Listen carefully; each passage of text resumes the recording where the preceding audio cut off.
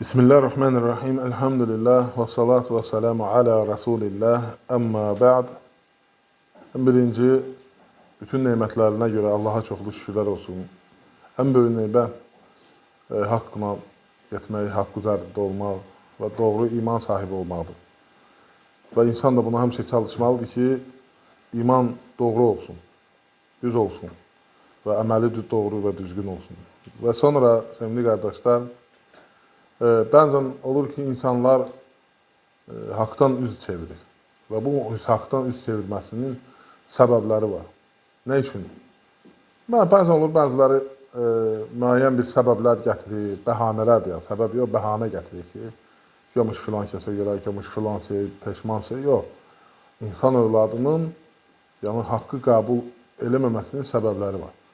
Və ən birinci haqq nədir? Haqq odur ki, haqq Quran və sünnədir. Allahın kəlamı və onun Peyğəmbərinin göndərdiyi sallallahu aleyhi və səlləmin kəlamı və onun səhabələri, hansılar ki, birbaşa vəhiy nazil olurdu Allah tərəfindən və onlar onun nəyə görə nazil olduğunu, nə demək istədiyini daha yaxşı başa düşürdülər. Yəni, Quran və sünnəni sələf-i salihin, yəni keçmiş qızıl dövrünün anladığı kimi anlamaq, o cür başa düşmək. Və haqq heç vaxt bir neçə haqq olmur. Bir neçə cür haqq olmur. Haqq birdir. Yəni, Quran, Allah Teala birdir, Quran birdir, Rasulullah sallallahu aleyhi ve sellem Peyğəmbər birdir, çatdırdığı yol birdir. Və alimlər sadəcə yəni, bəzi məsələləri cəm eləmək üçün ixtilaf ediblər. Və onlardan da bəziləri haqqı tapa bilib və bəziləri haqqa düzgün düşə bilməyib. Onlar da ictihad elədiklərinə görə, haqqı tapdıqlarına görə iki savab qazanırlar. Tapmayanlar, xəta eləyənlər isə nədir? Bir savab qazanırlar.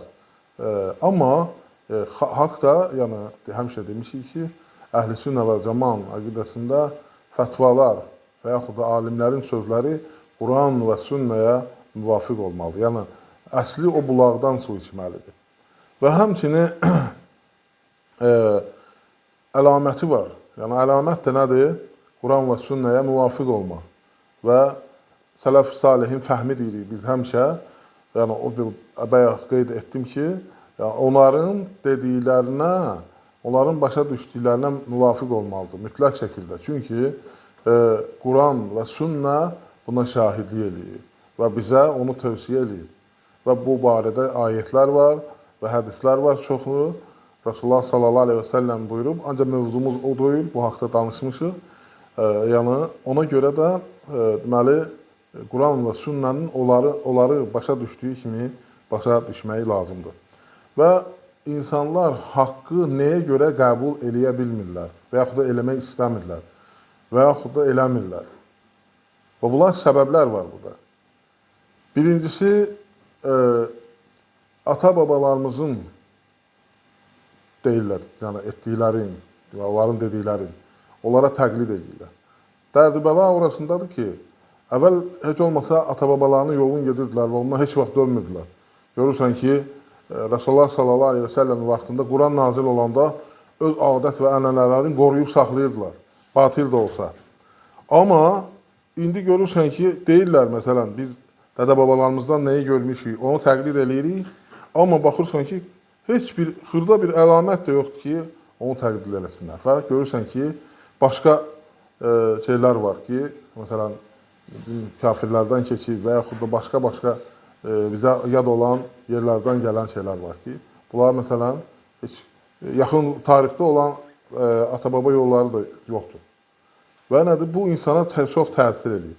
Və nədir? Ona bağlı olduğuna, təqlid etdiyinə görə Allahın dediyini qəbul edə bilmir. Səbəbdir.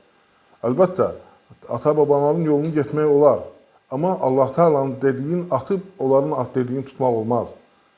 Yəni, onlar səhv də eləyə bilərlər. Nətər ki, Quran-ı Kərimdə də Allah Teala buyurur ki, onlar deyəndə, biz bunu ata-babamızdan görmüşük və onların yolunu gedirik və deyir, əgər həqiqətən də onların ata-babaları bu məsələdə xəta ediblərsə, düz yolda olmayıblarsa, səhv ediblərsə, nədir? Və sonda və yəni, bunlar nədir? Haqqı qəbul eləməməyin səbəblərindən birisi nə idi? Təqlid etmək.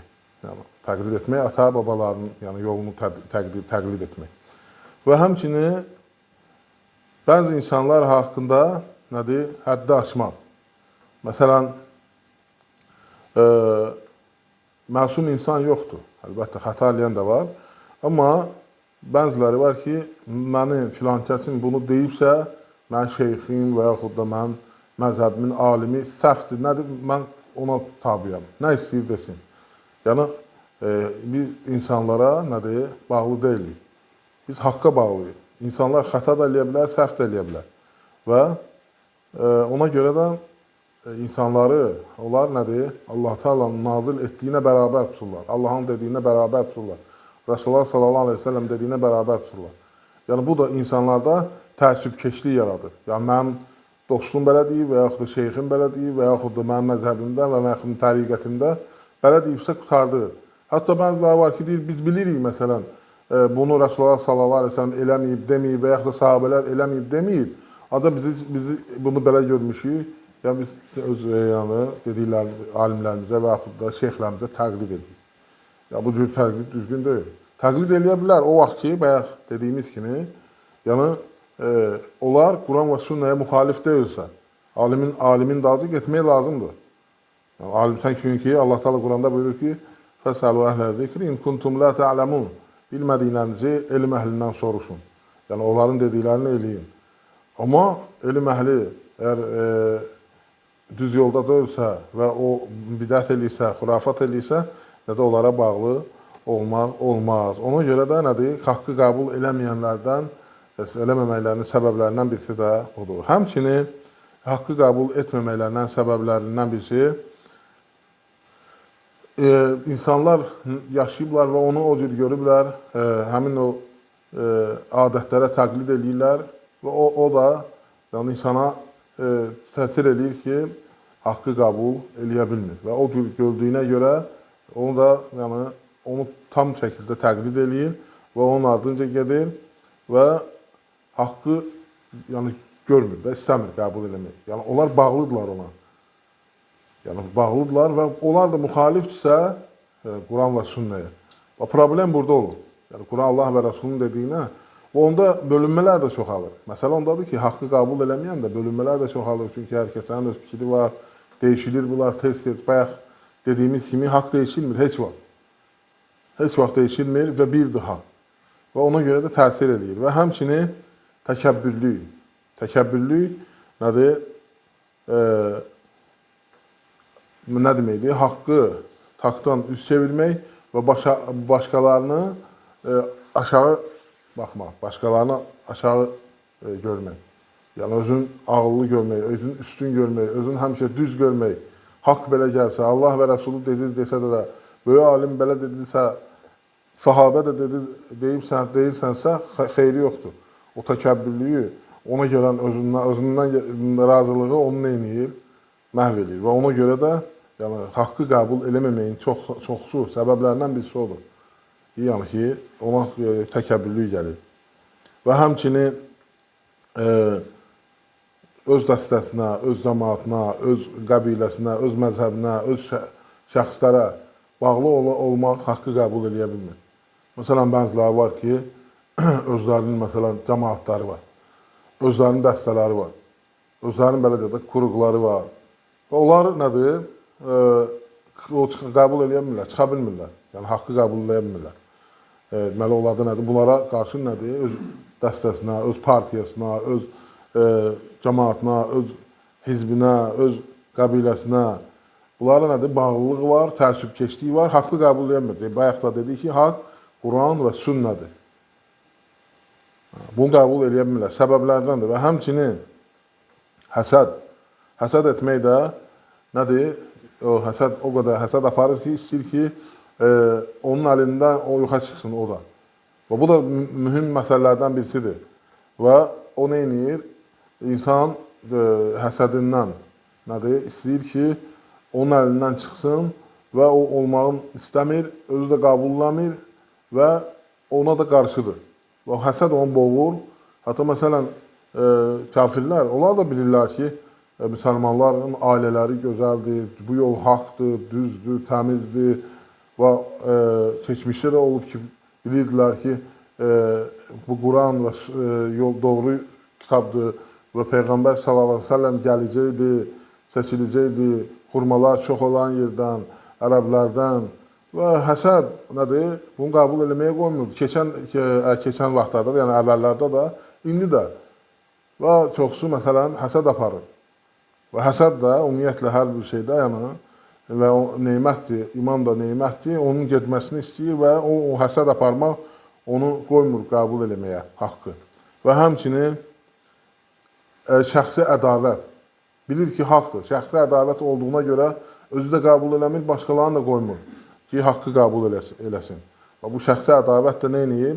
İnsanın haqqı qəbul eləməkdən geri qoyur və nədir? Maneçilik eləyir. Ona görə də şəxsi ədavət də nədir? İnsanı haqqı qəbul eləməsini qarşısına alır. Və çalışmaq lazımdır ki, kin, kudurət, şəxsi ədavətlər olmasın və bu haqqı deməyə də və yaxud da qəbul eləməyə də qarşısını almamalıdır. Çoxsa insanlara təsir edir. Və həmçinin cahillik, yəni insan cahil olduğu, bilmədiyi bir şeyi, yəni bu indi daha çoxdur, yayılıbdır və xəbəri olmadığı bir şeyi nədir?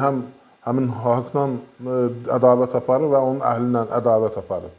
Cahillik də təhlükəli bir şeydir və o haqqın qəbul eləməsinə maneçilik törədir. Və həmçinin haqq əhlinin qarşı olan düşmənlərin dediklərini qəbul etmək, onları Quran və sünnədən üstün tutmaq, qurtuluşu onların dediklərində görmək və yəni onlar gözəl şəkildə bəzəkli sözlərlə nə edirlər? Aldadırlar. Və nədir? Haqqın haqqa qarşı olan düşmənlərlə, müxaliflərlə, olan usullarla nədir? Nifrət eləmək haqqa və haqq əhlinə. Bu da nədir? Onun haqqı qəbul eləməsinin qarşısını alan səbəblərdən birisidir. Və həmçinin bəzi insanlar deyir ki, haqqı qəbul eləməməklərinin səbəbləri çoxsu bu yoldadır ki, çoxsu belə deyir. Ya da biri az, biri qism siz düz deyirsiniz. Yəni, belə şeylər də insanların nədir? Haqqın qəbul eləməsinə maneçilik törədir. Bu da təhlükəli bir şeydir. Allah Teala da Quranda deyir ki, insanların çoxsun, sən həris olsan da doğru yola gəlməsinə ancaq onları möminlərdən görməzsən. Əgər yer üzərindəki batıl əhlinin ardınca getsən, onlar səni doğru yoldan azdırarlar. Çoxluğun ardınca getsən, onlar səni doğru yoldan azdırarlar. Və həmçinin bunlar insana, yəni dediyim kimi, haqqı qəbul eləməsinə də təsir edir. Bir ayağın hamısı belə deyirsə, çoxluq bu tərəfdədirsə, 95% deyənlər də olur ki, o tərəfdədir. Və yaxud da belə, yəni haqq əhlidir. Haqq onunla ölçülmür, çoxla. Çünki bilirsiniz ki, batıl əhli çox olur. Və Rasulullah sallallahu aleyhi və səlləm buyurur ki, Nəsun salihun, qalilun fi unasin, su'in kəsirin. Deməli, o kəslər ki, deyir, insanlar arasında salih insanlar da az insanlardır, yəni azdılar. Hansı insanların, pis insanların, pis yolda olan çoxluğun içində olan az insanlar. Yəni, bunlar haqq əhlidir, haqqın içində. Yəni, çalışanda ki, kimdir quraba, qəriblər kimdir? Və Rasulullah sallallahu aleyhi ve sellem buyurdu ki, nədir? Onlar deyir, çox batil yayılan, yəni batillə olan insanlar içərisində az bir salih insanlardır. Ona görə də yəni, təsir edir insanlara, yəni haqq yola gəlmək, haqqa tərəf gəlmək, bax, bunlar təsir edir. Və həmçinin insanlara görürsən ki, bəzən ətraf təsir edir. Yəni, cəmaat qovm-əqrəbə təsir edir. Bəzən olur ki, görürsən ki, deyir, mən bunu belə eləsəm, məsələn, namaz qılmağa başlasam, mənə belə deyərlər, qoymayacaqlar, ələ salarlar və yaxud da sıxıntı gələr və yaxud da, məsələn, mən haqqı desəm, mənə tərəfdə heç kəs olmayacaq. Yəni, belə şeylər, nətər ki, Rasulullah sallallahu aleyhi və səlləm əmsini dəvət eləyəndə, onun haqqı qəbul eləməməsinə səbəb, yəni onun qövmü oldu, onun qəbiləsi oldu. Dedi, sən bu uşağın sözünə baxın, bizim dədə-baba dinimizi tərk edəcəksən. Və gördüyümüz kimi təsir elədilər ona. Və o ictimai, yəni, insanların çoxluğu da insanlar çıxır, bəzən yəni, onu məcbur edir ki, haqqı qəbul eləməsin. Haqqı bilsə də doğru yolu bilsə də, onu nə deyir, ondan üz çevirir, qəbul etmir. Bu da təhlükəlidir. Yəni, səbirli olmaq lazımdır. Bunlar hamısı imtihandır və haqqı qəbul etmək üçün, yəni bunlar yəni, üzür sayıla bilməz sənin üçün. Ona görə də inşallah biz həmişə çalışmalıyıq ki, haqqla olaq, haqq əhlindən olaq, haqq söz deyək. Və bunlar hamısı insanın, yəni bu dünyada olan imtahanlardadır. Yəni bu dünyada imtahanlardadır. Çalışmaq lazım ki, bu imtahanları şərəflə və Allah Taala'nın razı qaldığı kimi başa vurasan. Və Allah Taala'dan istəyirəm ki, Allah Taala bizim qəlblərimizi açsın. Allah Taala bizi haqq əhlindən etsin, haqqın carçısı etsin. Allah Taala qohum əqrəbamıza, cəmaatımıza, xalqımıza hidayət versin, doğru yola yönətsin. Allah Taala xəstələrimizə şəfa versin. Allah əsgərlərimizi qorusun. Allah hərbiçilərimizi qorusun. Allah ölkə başçımızı qorusun, xeyr üzərində etsin. Allah Taala onun haqqı carçısı etsin, haqq üzərində sabit etsin. Bütün işlərində uğur versin, bizim üçün xeyirli etsin. Allah Taala şəhidlərimizə rəhmət eləsin. Allah Taala ruzumuzu bol, bərəkətli, halal, rahat etsin. Bilə-bilə etdiyimiz, bilməyib etdiyimiz günahlarımızı bağışlasın. Allah Taala ölkəmizi daim xeyr üzərində etsin, əmin-aman üzərində etsin. Allah düşmənlərimizi məhv etsin. Allah Taala ölkəmizin əmin-amanlığını qoruyan bəlalarımızı qorusun. Subhanakallahumma və həmdik nəşhədə ən la ilahə illə əntə nəstəğfiruka və natubu iləyik. Allah razı olsun.